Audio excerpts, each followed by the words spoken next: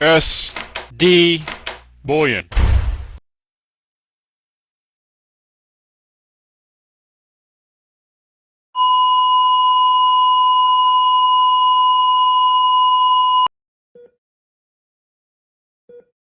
This is the Doc with SilverDoctors.com.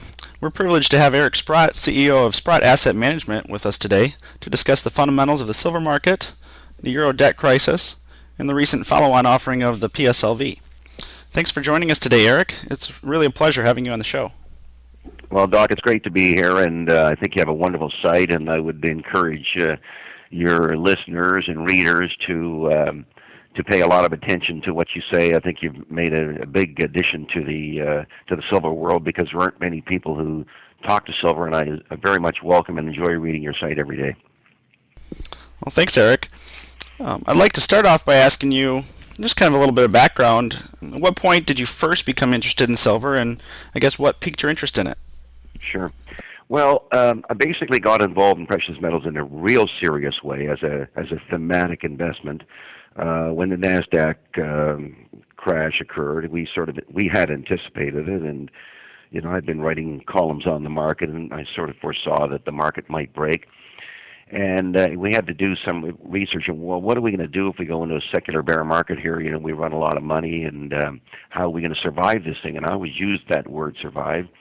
And there was some great work done by a guy named Frank Veneroso, who did a gold book in 1998 that basically said, the central banks and the gold mining companies are selling gold that they shouldn't be selling, and it's a negative factor on the supply of gold. And ultimately, they're going to have to change what they do. So, from a supply-demand point of view, one realized that there would be a secular bull market in gold, and that's kind of what took me there because gold stocks were the only thing that did well in the Depression, and I figured they would do well as we headed into this secular bear market. In terms of silver, my first studies were in gold, but there was always silver companies coming through here. I got serious about silver, I'm going to say about maybe 30 months ago when I kind of figured out that the supply-demand situation in silver was going to very much be in favor of the price going higher, and that the price was being suppressed, as I suspect the price of gold is being suppressed. And when we finally could win the battle against the paper short sellers, that silver would by far outperform gold. So that's kind of what took me there. It sounds like you got in pretty good timing, or about the best possible, if that was around 1998 that you first looked into gold. We've had a wonderful run with gold, and the UE Gold Index was down at 35 then, and I think it's probably 520 today or something like that. I mean, it's been a wonderful, wonderful place to be for the last decade and even into this decade.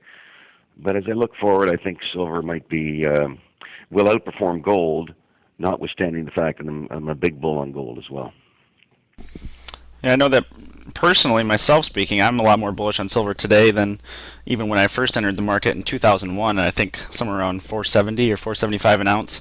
I know that you've often stated that this will be the decade for silver, so I imagine you feel the same way about silver today versus even a few years ago, Eric. Well, I love. I'm kind of a data guy, and I love the data points on silver. You've spent a lot of time looking at what's gone on in the paper silver markets, as have I. I mean, it's kind of ridiculous that we can, on days, trade 1 billion ounces of paper silver, when on a daily basis we probably only have 1 million ounces available for investment, and probably not even that. I mean, if I literally took the GFMS data, I mean, I think they said last year there's something like 178 million ounces were available for investment, so that's not even 500,000 ounces per day. So the fact that we trade 1 billion ounces of paper makes absolutely no sense whatsoever. And I think the thing that most people don't question is, why would anybody sell 1 billion ounces of silver when they don't have a hope in hell of producing it? So it sure begs the question, who's in the market and why are they in the market? And there's been lawsuits over silver manipulation in 2008. We all saw what happened back in April, May, when the price fell all of a sudden, and you get these margin rate increases, which just seem so staged that and of course the shorters were losing big time money. They probably lost 20 billion at that point when the price was up to $50. So I think they were getting kind of desperate to find a way to reduce their short position, which of course they've done until the last 3 weeks, when I think they've increased their short position pretty markedly. Yeah, I couldn't agree more with you. That last week of April, I remember we documented that appeared to be kind of more of a panic on the bullion banks than any sort of like general investment rushing into silver. I mean, the average person on the street still had no idea. They're not involved in silver at all, so just the idea that silver was in a bubble last April, like when you consider what a bubble is, it's just almost humorous. It's an incredibly small market, the silver market. I've been involved in the gold market, and I've of course spoken to most of the people who are big players in gold, and most of them, and I'm talking on the institutional level now, I mean, I don't even think they've even considered silver, and which always shocks me that guys who can put billions into gold really haven't looked at silver at all. And I think the fundamentals are much more compelling for silver right now than they are for gold. Okay, well, Eric, I wanted to ask you about Sprott's big news here. Your 3 new precious metal funds that Sprott Asset Management will be launching on February 28th. I believe they're the Sprott Silver Equities class, the Sprott Silver Bullion class, which, if I'm correct, that'll be the first silver bullion fund to be offered within a mutual fund structure, as well as the Sprott Gold Bullion class. So can you tell us a little bit more about these funds? Well, really, it's 2 of those funds already exist in Canada, okay, but they're mutual funds, and they're not. They don't have a certain structure which lets you trade from one fund to the other. So in a sense, 2 of them are not new. We have a silver bullion fund up here, which has been operating for probably over a year now. It typically gets in, $500,000 a day, and it's set up for Canadians, and because we can't sell mutual funds to non-Canadian customers.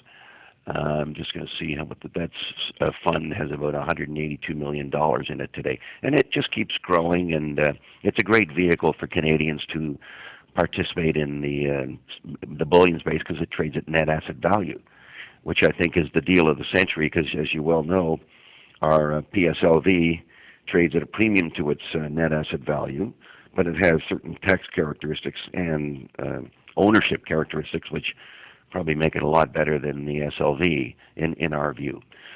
So those 2 aren't new, but the Silver Equities Fund is something that we hope to launch here real soon, which will simply invest in silver equities, and we'll have the option of owning bullion, and we might even have some silver-backed notes that we buy from miners, things like that. Anything connected with silver that falls within the purview of what comes through here. So, I just want to make something specifically available that people can focus in on the silver market.